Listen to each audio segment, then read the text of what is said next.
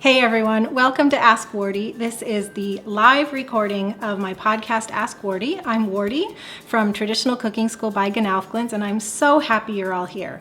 This is episode number 47. Many of you are joining me live on Facebook Live and Periscope, so welcome to you. If you're catching this later, I want to make sure you know about all that's available for you at the show notes, tradcookschool.com/AW047. And in fact, if you're watching live, those notes are ready for you right now, so you could follow along. If you open it up in a new tab or whatnot, you can follow along with all the things we're going to talk about today. I have been planning this episode for quite a while because as I've gotten to know the Instant Pot, using it for pressure cooking and slow cooking, there's a little known function in our traditional homes, traditional cooking kitchens, that I think you all should know about. And that is that the Instant Pot could very well help you kick the microwave out of the house. Finally, yes, the Instant Pot can help you reheat foods. We have been microwave free for, I can't tell you how many years, probably 10 or 15. And it wasn't too big of an adjustment at first, but the biggest thing you have to adjust to is when you're learning to reheat things on the stove top or in the oven, that it just takes more time. Well, I have been reheating things in the Instant Pot. I do it as often as I pressure cook things, and it feels like I finally have a microwave again because it's fast and hands-free. So we have none of the downsides of microwaving, but we do have the benefits of reheating foods fast and hands-free. And so I'm going to actually demonstrate for you today reheating some food. We're going to talk about all the particulars here. I want to make sure again that everybody's on the same page here. So if you're with me live on Facebook Live and Periscope, feel free to use the comments, use the like button, share. I love all of that and appreciate it very much. If you're on Facebook Live, Millie is moderating comments. So if you have questions about links or anything, be sure to post them and she'll answer, or I'll come back later and answer. And if you're listening to this or watching this later, please know that you can switch formats. So if you're watching, you can listen to it as a podcast. If you're listening as a podcast and you hear me say something and you're like, ooh, I want to see that, go over to the show notes and watch the video. The show notes are ready for you now with everything I'm talking about, tradcookschool.com/AW047. And as soon as we wrap up this broadcast, there will be a video embedded there as well and the podcast replay. So that whole package is there for you to help you get this great information no matter what is best for you. You can read through quickly or you can check out the entire video. All right, so if you're ready to get started, we will do that. And thank you, Millie, for helping everybody out. So what we're talking about today, the Instant Pot can help you kick your microwave out of the house because it can help you quickly and hands-free reheat foods, leftovers and whatnot. Anne A is the one with this question. She wrote in and said, how do I reheat food in an Instant Pot? Can it possibly replace my microwave so I can finally get rid of that unhealthy appliance? Well, many of us agree that microwaves are unhealthy, yet I hear time and time again people turning to them because it's so easy. Or just today, one of our members said, I haven't used it for ages, but my husband won't give it up. So maybe this can be the turning point in your home for any stragglers who have refused to give up the microwave. Maybe this will be the turning point. Because the answer is you can get rid of your microwave if you embrace the reheating feature on the Instant Pot. I told you the story about how we haven't had a microwave for years, and I feel like I have it back again. So let's go through some of the particulars about doing this. I want to go through some overall guidelines for using the Instant Pot to reheat your foods. Because there's actually 4 functions you can use to reheat your foods, and no matter which ones you're using, there's some general principles that apply to reheating foods, okay? Number 1 is liquid. There should always be some liquid present. Now this can be in the dish itself, like if it's a soup or a chili or a stew, because that has a broth base, or it can be in the form of adding a few tablespoons to the dish you're reheating, like if you're reheating some pasta or rice. If you're stacking multiple containers inside your Instant Pot, I have an example here of some stacking containers. If you're stacking multiple containers and using the steam function, which is going to be a function I cover here in depth, make sure you put this inside your Instant Pot in the insert pot, and make sure the insert pot has a cup or 2 of water to operate as a reheating function. Okay, second is fat. such as butter, olive oil. The purpose of this is that some foods are going to reheat best if there's some additional fat added to the container to mix in with the food. So grains, pasta, things that are going to stick, make sure to have some fat in there so that they don't stick when they reheat, and it'll also be more delicious and healthy. So basically that's for cleanup and serving deliciousness. Containers. Let's talk about containers. I did give you a quick shot of some containers talking through those other things, but the idea with containers is if you're all familiar with the Instant Pot, it has an insert pot. So this itself can be a container to reheat a soup or stew. But if you're reheating like drier foods such as rolls or macaroni and cheese that you don't want to add a whole cup of liquid to, or you're reheating multiple dishes, then you're going to be using containers inside the Instant Pot. An example is these stacking containers where you could actually reheat multiple dishes but keep them separately and reheat them at the same time. Another example, and this is one of my favorites for not only reheating but actually making breads and desserts in, is this 7-cup Pyrex bowl. I do have a link for you right at the show notes, tradcookschool.com/AW047 if you want to go right to it on Amazon. But you got to think about containers. Is your food going to be best in the insert pot itself, or do you need to keep it drier, or do you need to do multiple dishes? So you're looking at containers. You have a lot of options. You might probably have things already in your kitchen, don't necessarily need to buy them. But if you are interested in buying, you could look for these options that I've shown you here. This is a principle called stacking, by the way, where you're stacking multiple containers inside a pressure cooker. Okay, separators. If you are using stacking containers, that is because the ingredients in each are meant to be separate, right? So that means you need to separate them. So in a thing like this, these separate themselves because the base of the top becomes the top of the base. You got it?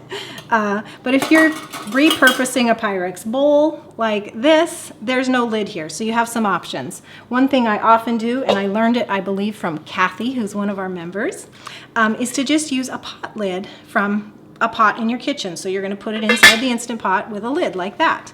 Another thing you can do, if you can't find anything that fits, or you want, well, another thing you can do, multiple reasons you might choose it, is to put a layer of parchment paper over the top and then a layer of aluminum foil. The parchment paper keeps the aluminum foil from handling your food, but you get a really good seal so that water isn't getting inside your food. And if you're going to stack multiple containers where you're just scrounging in your kitchen, you don't have stackable containers that I showed you before that are designed to keep separate, you will also need a hard surface between them. So I'll give you an example of the trivet that comes with your Instant Pot. If you were to put parchment paper and aluminum foil on this bowl, then you could put a trivet on top of it, and then you could set another container on top of it. So that's how you just kind of scrounge in your kitchen and make sure you have containers and you have separators between your containers.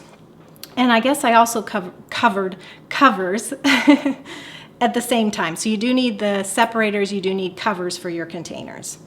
Another thing you're going to need, possibly, is a sling. Now, this is what we call a sling. You take a piece of aluminum foil, a long piece, and you fold it into a strip that's lengthwise. The purpose of this is that your containers may not have handles, and when you're reheating in a pressure cooker, you're going to have hot containers. This is for pressure cooking as well, but it's hard to get things in and out when they're very, very hot. Hard to grip the sides of a glass bowl. So the sling works to help you put your container in the Instant Pot and get it out. Okay, and if you are listening to this on the podcast or reading this in the print notes, go over to the show notes, tradcookschool.com/AW047, so that you can see visually in the video what I'm talking about. It might be hard to visualize, so it is in the video. And of course, we use them over and over again in our pressure cooking e-course that's inside Traditional Cooking School. Okay, so finally, something to go over when you're just talking about the idea of reheating foods is principles, okay? Foods that need longer cooking times or longer reheating times should go on the bottom. This is if you're stacking things up. More tender foods like noodles need less reheating time than frozen foods or firmer foods. And frozen foods obviously need more reheating time than just refrigerated foods. So I think those are common sense, but I've spelled them all out for you here and at the show notes. Okay, so I'm going to take some time now. We're actually going to go through this. I'm going to tell you about the 4 functions that you can use on the Instant Pot for reheating, starting with my favorite. My favorite is the steam function. So if you have an Instant Pot, you will see a button on here that says steam. It's right here. The steam function is my favorite. And I'll tell you why in a moment, but let's talk about using steam. So you do need to remember to have some liquid and fat if the food is a sticky type food with each dish, so just remember this. You either need the liquid in the dish itself, or if you're stacking, you need to have it in the Instant Pot insert pot and potentially added to your dish that you're reheating. If you're stacking the multiple containers, how much is really a cup or 2 that you need in the insert pot. So let's go through an example. So what I have here is a 7-cup Pyrex bowl, and I have spaghetti squash, and I have cooked chicken, and I have rice, okay? And all I've done is put the food in. So I know that to reheat best, I'm gonna need some liquid right in the dish itself. So I'm gonna add a couple tablespoons of water right in this container. I'm also, because this food wasn't seasoned too much, I'm also going to add salt and pepper. And you know, if you wanted shredded cheese, you could put shredded cheese on here because it'll melt during the reheating process. One thing that I love to reheat is macaroni and cheese in a bowl like this with a little bit of water. It's a great thing to reheat. Okay, and I've got sticky, potentially sticky rice. And the spaghetti squash will benefit as well from the added fat. So I'm going to put a couple tablespoons of olive oil. The chicken will be better for it too. So I added some olive oil. Now, in the insert pot itself, I'm going to use the rack so that I can put the bowl above something instead of sitting right down in the pot. I'm also going to add a cup or 2 of water. So this is going to help the Instant Pot just really do that steam function to reheat. Okay, and I'm going to put my bowl on this sling so that'll help me get it in and out. So basically you lay it out on your counter, you set the bowl in the middle, and then you can carefully lift it up. So that's what I'm going to do, is transfer it into the Instant Pot. You know, I could set it in here too. The place where you really need this sling is when you're getting it out.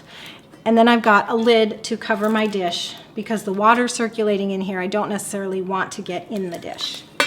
Okay, and now I cover it.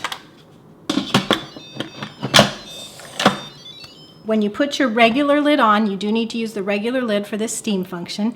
You make sure your venting knob is in the sealing position, and I'm going to hit the steam button, and it defaults to 10 minutes, but really for most dishes, I go with 5 minutes. So I'm going to reduce the time to 5 minutes. If I was doing noodles or something very tender, like really soft vegetables, which arguably the spaghetti squash could be, I would do 1 or 2 minutes. And it's going to beep here to show that it's on. It's saying, okay, I'm starting. And I'm going to let it go now. So I'll move it away a little bit. I don't want to get any steam in my eyes. And I'll just keep talking about the other methods while this is going. This is the one I'm going to show you today, the steam function for reheating, because it's my favorite. Before I go through the other 3 methods, I want to make sure you all know that if you have an Instant Pot, we do have a pressure cooking ebook package. It's linked at the show notes for you. But I also have a free recipe that I hope you will grab if you haven't already, and that is for our sourdough Instant Pot cornbread. Here is a picture of it. It is so yummy, and it's very, very easy. So I hope you'll grab that. And if you're on Facebook Live, I think Millie will post a link for you. But if you can't go there now or whatnot, and please don't go there if you're driving and listening or anything like that, here is a link for you. It's tradcookschool.com/IP cornbread. All one word, IP cornbread. You could take a screenshot because I have this in front of you. right now. You will also find it at the show notes, tradcookschool.com/AW047, so if you need to check it out later. Okay? tradcookschool.com/IP cornbread for that free cornbread recipe. All right, so now it's time to cover the other 3 functions that you can use for reheating your foods in the Instant Pot. And I'm going to cover them because they're important and they may come handy for this or that. They don't happen to be my favorite. The reason is, well, let me tell you what the 3 functions are. You can use the saute function of the Instant Pot, you can use the slow cook, or you can use the keep warm. And these aren't my favorite because they're either hands-on, which the saute function is. It's so hot that as you're reheating foods, you have to be stirring and making sure things aren't sticking or burning. They're also not as fast. So the slow cook or keep warm function are not going to be as fast as this steam reheat function, if that makes sense. But you still may find a use for them. You may have times when you want a slower reheating. You may have times when it's something that just lends itself to using the saute function. So I'm going to go through those right now. And please know that you can go to the show notes for a quick recap on all these methods because I'm covering a lot of ground here, and these next 3 methods I'm not necessarily going to show you, so if you need to see them printed out, that's tradcookschool.com/AW047, okay? What you need to keep in mind when you're using the saute, slow cook, or keep warm function is that it's very helpful to have a lid for your insert pot. The insert pot is that stainless steel pot that goes in and out of this unit. Well, this glass lid fits on it. I do have a link for you at the show notes. You can purchase it. It's really helpful because you can see what you're doing. There's no pressurizing or steaming or anything happening. So this is really good. It's really helpful. Do remember, like the other method, I'm going to keep repeating this, you need a little bit of liquid when you're using any of these functions, so either in the dish itself or in the insert pot. And here's how to do each one. So the saute function, we use this a lot for like pre-browning roasts, or like skinned chicken, or browning sausages before you put your dish under pressure to pressure cook it, right? Well, you can use the saute function to actually reheat soups or stews or chili. In fact, when we were about to make our trip out here, I'd packed most of our pots and we were having spaghetti one night. I did leave the Instant Pot out, and I made our spaghetti sauce entirely in the Instant Pot with the saute function. So I browned the beef and onions and simmered the sauce all using the Instant Pot. And that's the same principle you're using when you're reheating foods. It's like reheating it on the stovetop, except you're using the saute function. So you put your foods in and you monitor them. You stir, make sure there's liquid. It's like a pot on the stove. Okay, there's not much more to say about it because you're going to do it exactly like you're reheating things on the stove. If you were reheating things like macaroni and cheese or pasta or whatnot, or rice, do use fat, do use additional liquid so that you don't have a sticky mess.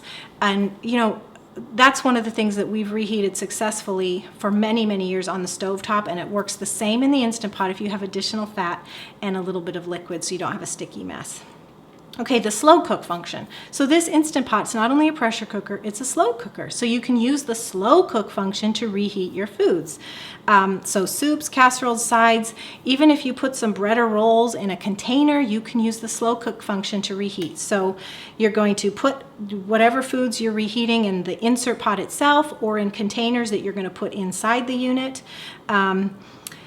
And the timing is going to be equal to what you'd normally do in a slow cooker, so it's going to be longer than than the example that's going right now. But you might want this. You might be getting ready for company to come, and you're reheating some rolls, and so you put them in here for an hour to reheat while you're, setting the table and doing a bunch of things. And then when it's time to serve, you've got nice toasty rolls. This is again where it's helpful to have a glass lid. The keep warm function is great for casseroles or baked dishes, especially when you want to warm them more slowly. I just gave you an example of that. You just get busy, you want to go take care of a couple things, but you want to get it going now, and then you come home and it's ready. And that was a bad thing to say. I'd never tell anybody to leave this unattended and go away from home. What I meant was you're somewhere else in your home and you come back and it's ready and you've taken care of other things. So there's a keep warm button on here, so you use that. And if you go to our site, Traditional Cooking School by Gnaufkens, traditionalcookingschool.com, you will see some recent recipes, herbal salve and DIY hard lotion bars. And these are using at least the DIY hard lotion bars are using the keep warm function to slowly and lowly melt your fats for the hard lotion bars. Well, you can use the same thing to slowly and very low reheat your foods with the keep warm button. Does that make sense, everyone? If you're on Periscope, you can leave hearts. I cannot read comments, unfortunately. I'm seeing some hearts, so that does make sense. Okay, good. And yeah, all of this information, all of it, is at the show notes, tradcookschool.com/AW047. All right, so it's still on. It's still coming up to pressure here. It should start counting down the time soon. So while it is, I'm going to talk about a couple more things, and if I could read, I could maybe answer some questions. But let me go over, well, let me tell you again, in case anybody's coming in new here, that if you love the Instant Pot, you're going to love this free recipe I have for you. It's Instant Pot sourdough cornbread. Here's a picture of it. You can get this recipe at tradcookschool.com/ipcornbread. It's delicious. Here's the link for you if you want to take a screenshot. If you're listening to this later, you can of course go to the show notes, tradcookschool.com/AW047, and click the link that's there.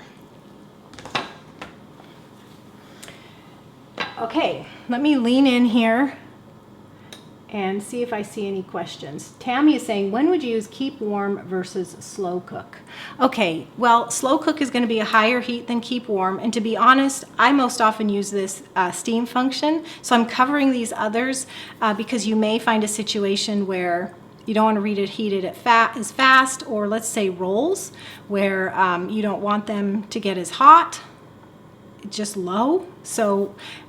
And then, of course, the example that we have on the blog recently, the DIY hard lotion bars, the slow cook is hotter, the keep warm is just keep warm, and that's really ideal for melting those oils. So you're going to want to keep in consideration what you're reheating and the temperature. I don't have exact temperatures for you, but I can tell you the range. You know, keep warm is the lowest, slow cook's going to be hotter than that. And then what we're using here, steam, is hotter and is faster. Let me see if I can see any more. How long would it take for a casserole to heat in the keep warm function? I don't know the answer to that because, like I said, I use the steam function most often. So I put the casserole in a container, and I'm just using between 5 and 10 minutes. I just use 5 minutes for most things. And if it's not quite done, I put it back for a minute or two. Okay, I don't see any other questions there. All right, let's see how close we're getting here. Okay, it's counting down 5 minutes, so we have 5 minutes to reheat this. So are there any other questions? Okay. Well, I promised you all in an email that I would tell you more about our move. If you've been a subscriber, then you know for the last few weeks I've been talking about how my family was going to move cross country. And we did just complete that move, and I missed you all. I had to take 3 weeks away from Ask Wardee. At first I thought it would just be 1 week, and then it turned into 2, and then it turned into 3, because moving more than 2,000 miles and just getting set up in a new location with all the stuff that has to go on just took longer. But it made me anticipate today more and, you know, be more ready for you. So here's some of the highlights of our move. First of all, we did choose to move to Indiana, and I've gotten some emails, why did you do that? Well, I'll just give you a couple reasons. The biggest reason of all was a lower cost of living, but there was also a climate choice. And if you're a member, we'll be having a meeting tomorrow and we can go more into depth on these things. What I wanted to share with you now was some highlights. And one is a story of what happened. The second or third day we moved in. We have chosen to rent a home here while we choose the exact area where we'd like to live in Indiana. And so the second or third day, we're in a neighborhood. We haven't lived in a neighborhood for so long, so this has been sort of an adjustment for us. But the second or third day, there was a doorbell ringing, and we went to the door, my husband and I, and to find a woman on the other side. And it was our neighbor, and she brought us a plate of cookies. And we visited for a little bit, and she gave us, you know, her family's names and phone numbers and whatnot, and we hit it off. And then she said, Wardee, your name sounds familiar, and you look familiar. Do you have a blog? And I said, yes, I do. And I told her you'd find it either Traditional Cooking School or Gnaufglens. And she said, that sounds familiar. Well, she went home and looked it up. And I went home, I was home, and I got out my computer and I looked up her name, and she'd been a subscriber for quite a while. So come to find out that our neighbor knows all about traditional cooking. In fact, our neighbor knows a ton about GAPS and gut healing, because she and her family have gone through enormous challenges around food allergies and health. So she is a wealth of information. And we've been doing things together. Like the other day we made sauerkraut. You can't see it right now, but our sauerkraut is right there fermenting. And pretty soon here we're going to be making cultured butter. And we've just been exchanging recipes and tips, and it's just really, really fun to have that connection. She also is very well connected in this area with co-ops and food sources, and so I've been able to say, where do you go for this? Where do you go for that? And she has a lot of information. So it's such a blessing, such a blessing. That's the only thing I can say. God really blessed our journey and our decisions and our steps. It seems, I said the other day, it seems that He has paved the way down to we moved in next to someone, a family that gets it. And that is just a total delight. So, hi neighbor. I know you're not watching this because I know where you are right now, but I look forward to talking to you again. Okay, let's see if there's any other questions. Yes, what a blessing. So Kelly is asking about the bowl again that I used for this dish that I'm reheating. It's a 7-cup Pyrex bowl. I have a link for you at the show notes, tradcookschool.com/AW047. It's a fantastic bowl. Of course, many of us have it for leftovers. Well, it happens to fit the 6-quart Instant Pot perfectly. I make cornbread in it, cheesecake in it, I reheat foods in it. You can do all kinds of things because it's just the perfect size. It turned out to be such a find for the Instant Pot. Kathy is saying, God is good all the time. Amen. He is. He really is. Do I have a link for the Instant Pot? I sure do. If you go to tradcookschool.com/AW047. I didn't do very good getting that in between the beeps. This will beep 10 times to say it's done. All right, so tradcookschool.com/AW047. There is a link to the Instant Pot. The Instant Pot, the one that I have and I've linked to is a 6-quart and it has 7 functions, including the yogurt function. I do recommend that you get that one. It not only has the additional yogurt function, but it has the additional low pressure setting in addition to high pressure. And next week on Traditional Cooking School by Gnaufglens, traditionalcookingschool.com, you will see my raw milk yogurt recipe. That is why I think you should get it for the yogurt function. Okay. So this is done now, so it's time to check if it's, the 5-minute steam reheating is done. It's time to check if it's really done. So I'm going to hit the cancel button because it automatically reverts to keep warm. I don't need that. And then I'm going to release the steam. I put a folded towel over this vent, and I turn the venting knob to the venting position.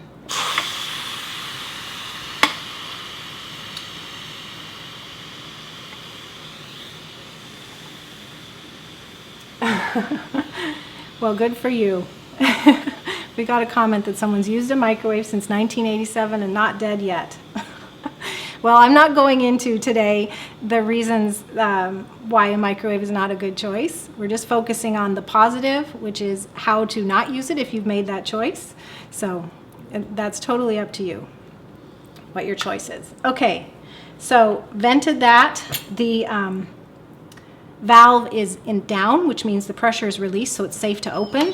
The nice thing about the Instant Pot, though, is that if it's under pressure, you cannot open it. Okay. So this is where these slings come in so handy. Let me move it over so you can see. So I can get it in and out without burning myself.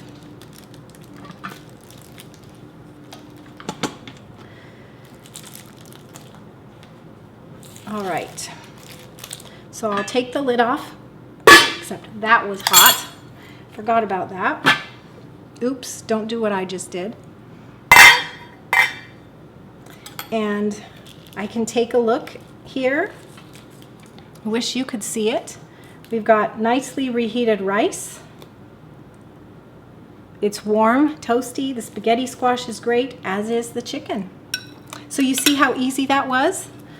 It was fast and easy and hands-free. So that is why I love using the Instant Pot instead of a microwave.